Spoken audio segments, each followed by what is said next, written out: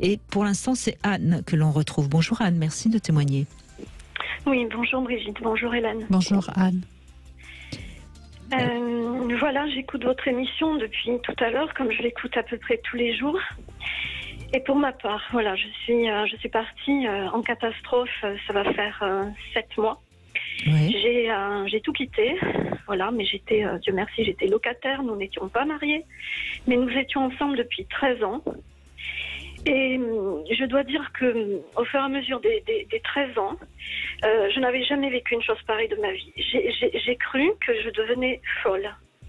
Donc j'ai fait des tentatives de suicide. Zut. La dernière en date a été celle de décembre 2021. Et je pense que c'est là que voilà, j'ai réalisé que je vivais vraiment quelque chose d'épouvantable. Et alors j'ai bien écouté les auditeurs, les auditrices précédentes. Dans mon cas, aucune violence physique. Jamais. Jamais. Mais c'est ça qui est important, Anne, parce que quand on est tapé par quelqu'un, on a vraiment la preuve de cette violence, puisqu'on reçoit des coups.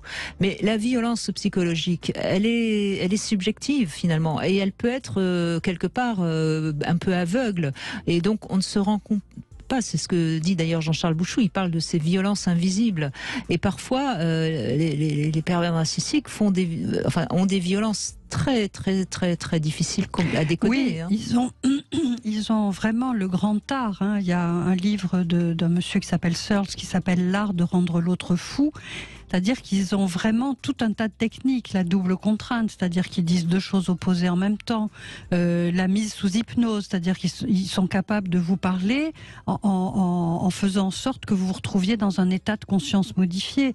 Ils sont capables aussi de découvrir des désirs cachés que vous ignorez et de les combler pour pouvoir après mieux les enlever et vous détruire.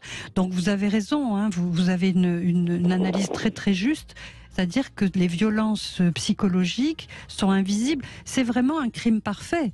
C'est-à-dire qu'il tue avec des mots, donc il n'y a pas de traces. Et je crois que dans votre cas, il était particulièrement dangereux. Particulièrement dangereux, surtout qu'il était, il y avait vraiment la face victime très présente. Et en même temps, quand il devenait persécuteur, c'était quelqu'un d'autre. J'avais affaire d'un côté à un petit garçon en manque de sa maman et qui était terrorisé, et de l'autre, j'avais affaire à un bourreau ironique, sardonique, avec une sorte de cruauté, et par moments je relevais son propos, et il me disait que je n'avais pas entendu. Oui, que bien je sûr, rêvais. c'était de votre faute. C'est Dr Jekyll et Mr Hyde, c'est-à-dire vraiment deux facettes opposées, et face à ça, on est démunis.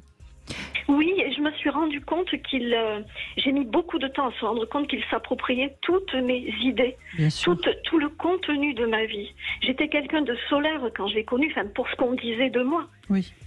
On me disait que j'étais brillante, que j'étais comme un rayon de soleil. Mais vous l'êtes, Anne. Vous l'êtes toujours, Ça couvre simplement, mais ça va se remettre. Il suffit de souffler sur les braises et le feu va reprendre. Il faut nettoyer un petit peu, mais ça va revenir, vous inquiétez pas. Oui, c'est ça. Et je voulais témoigner que c'est quelque chose d'extrêmement insidieux et c'est vraiment un travail de sape en continu. J'ai vu aussi qu'il n'y avait aucun affect chez lui. Je dis bien aucun. Oui. J'ai eu l'impression les derniers mois mais véritablement d'être à côté de quelque chose d'inhumain. Oui. Et avec un sentiment d'épouvante qui m'étreignait. C'est d'ailleurs pour ça que j'ai pu partir, parce que quand on est face à l'épouvante, je n'avais pas devant moi un être humain. Et puis c'est comme si l'ombre me gagnait à mon tour, son ombre intérieure. On aurait dit qu'il était mort de l'intérieur. Mais il est mort de l'intérieur. C'est très juste ce que vous dites, Anne. Mais alors donc c'est cette tentative de suicide que vous avez fait prendre conscience qu'il fallait le quitter, c'est ça? Oui, parce que ça a été une énième tentative de suicide. Donc j'ai laissé un mot. Et dans ce mot, je disais que finalement, quand on m'enterrerait, je voudrais qu'on m'enterre avec la photo de mes petits chiens en train de gambader dans la prairie, et que c'était le seul moment où j'avais été heureuse. Donc on me récupère, etc. pour la énième fois aux urgences. Donc cette fois-ci, je suis pas passée par l'AREA, mais bon, ça n'a pas été mal non plus. Et donc à ce moment-là, il a été très très très ennuyé parce que la psychiatrie s'en mêlait. J'allais être suivie. Donc il a été très ennuyé. Les autres fois, vous n'avez pas été suivie?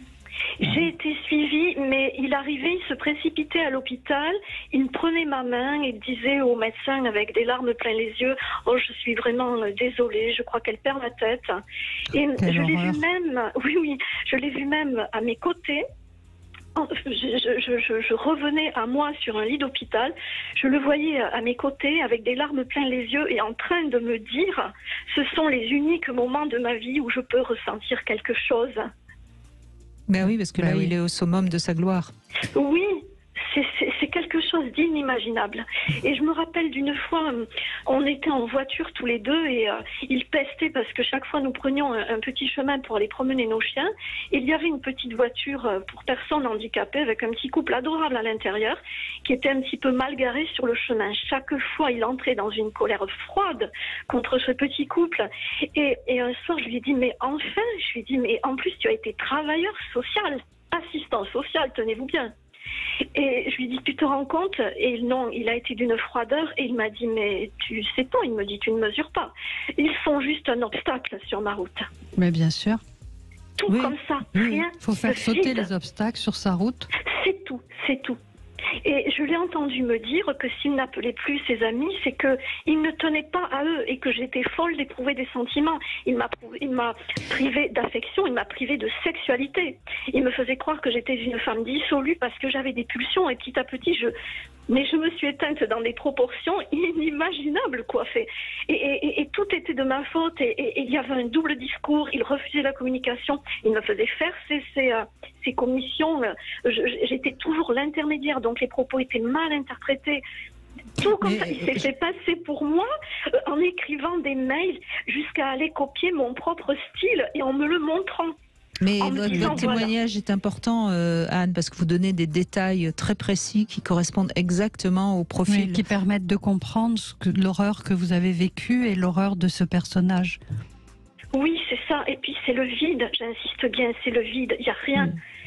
J'avais du mal à le croire. C'est comme que quelqu'un de désincarné, une ombre. Oui. Mais tout ça, vous le dites aujourd'hui parce qu'évidemment, vous avez pris du recul, vous êtes parti, mais quand vous étiez avec lui, vous n'aviez pas réellement pris conscience. Hein. C'est pour ça que vous êtes resté quand même 13 ans, c'est pas rien. Et je crois que c'est ça qu'il faut aussi comprendre, c'est que quelque part, comme il y a quand même des moments gentils et qu'il y a la nostalgie, j'imagine, du début, on reste, c'est ça ?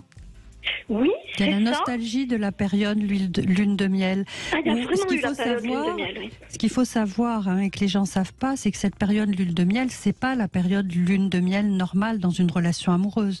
C'est une période lune de miel plus. Parce que dans une relation normale, un homme, par exemple, un homme normal, on va dire, qui n'est pas pervers, a des émotions lui aussi et a des demandes. Donc, si vous voulez, dans la lune de miel, c'est chacun fait du bien à l'autre. Là, le pervers narcissique, il est entièrement dévoué au bien de sa femme, à faire en sorte qu'elle soit la plus comblée possible. C'est-à-dire qu'il se nie complètement, d'autant plus facilement qu'il n'a pas d'identité, pas d'émotion. Donc, il se met 100%, 180%, 200% au service de sa femme. Ce qui fait qu'elle vit quelque chose qu'elle ne vivra jamais avec aucun autre homme. Donc il faut comprendre que la nostalgie de cette lune de miel, elle est logique. Oui, c'est comme le nourrisson avec sa maman, quoi, voilà, hein, qui s'occupe que de son nourrisson. C'est que tout d'un coup, c'est comme si elle avait gagné au loto, quoi. C'est surréaliste. Ça me fait penser qu'il y a certainement chez les personnes qui vont tomber donc sous le joug d'un pervers narcissique une nostalgie de cette fusion primitive avec la maman, sans doute. Hein. Oui. Enfin, avec des bonnes mères. Oui, bien sûr, mais il y a peut-être il y a peut-être ça aussi, c'est-à-dire être comblé à 100%, quoi. Et ça, c'est compliqué. Mais n'oubliez surtout pas que si vous a choisi, c'est parce que vous êtes une belle personne, une personne solaire, et une personne qui a des qualités, et une personne qui est intelligente. Et ça, il l'a pas détruit parce que c'est vous. Et on peut pas détruire quelqu'un. En revanche, détruire une période de sa vie et détruire une relation de couple et ébranler ce que vous pensez de vous, oui, mais ça se reconstruit, ça. Oui. Et ce que je voulais vous dire, oui, quand je l'ai connue, j'étais aide-soignante donc de profession. C'était très dur. En plus, j'avais beaucoup de routes tous les jours. Et j'avais également un mandat de conseillère municipale. Et j'étais très engagée. Et donc, évidemment, il me disait qu'il était fasciné par ma personne, etc. Moi, déjà, le terme me gênait un peu. Fasciné, mais très très rapidement, mais ça s'est fait de façon, voilà, je devais m'occuper plus de notre relation. Il vous a fait démissionner? L'air de rien, je n'ai pas démissionné officiellement, mais je me suis moins rendue aux réunions. Il a commencé à m'isoler. Il me disait que ce n'était pas bien, que j'étais dans des mondanités. Et petit à petit, je me suis retrouvée de plus en plus isolée. Et de plus en plus, il m'a aussi assez rapidement désérotisée. C'est-à-dire que très rapidement, il me dictait des choses comme s'il voulait me rendre infantile. Et il voulait être dans la fusion. Mais si vous voulez, c'est après tout ça que j'ai compris. Et ça m'a rappelé cette fameuse fusion avec ma mère, dans laquelle elle m'avait plongée et dont j'avais eu tellement de mal à me sortir, comme une fusion psychotique.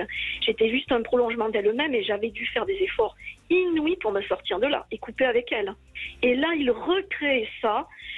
Et ma puce, est-ce que tu veux ceci? Ah mais tu rentres tard, je vais te faire à manger. Mais en même temps, tu ne m'accordes pas assez de temps. Ces gens-là ne sont que des étrangers pour toi. Et puis finalement, alors oui, hélas pour moi, je lis depuis l'âge de 3 ans. Donc j'ai toujours lu beaucoup. Moi, ce que j'ignorais, figurez-vous qu'il a fait semblant d'aimer la lecture pendant toute notre relation. Ben oui. Il a fait semblant. Et à la fin, j'étais tellement mal, j'ai arrêté de lire du jour au lendemain. Il a posé les livres. Et il avait gagné, là, oui. Oui. Et il a posé les livres et m'a dit finalement la lecture ne m'intéresse pas. Et il n'a plus touché un livre. C'est quelque chose d'inimaginable. Oui, vous avez raison de dire inimaginable parce que je crois que les gens qui se sont pas frottés et brûlés à ce genre de personnage ont du mal à comprendre parce que c'est inhumain. C'est inhumain, c'est hors norme et c'est impensable. En tout cas, Anne, vous avez commencé à remonter la pente. Rassurez-vous, vous allez retrouver votre énergie et votre côté solaire. Hein. Et merci infiniment, Brigitte, pour votre intelligence fine, merveilleuse et votre empathie. Je vous écoute, je vous dis chaque fois que je peux. Et merci aussi à votre invitée, Hélène. Merci pour tout ce que vous faites. Merci à vous, Anne. On a besoin de vos témoignages. Je rappelle le titre du livre d'Hélène. Il est en poche en plus aux éditions Marabout. Mettre les pervers, échecs et maths pour ceux qui peut-être voudraient mieux comprendre, même si on a déjà beaucoup avancé depuis 14 heures grâce à vos témoignages au 0826 300 300. On se quitte un court instant et on se retrouve tout de suite.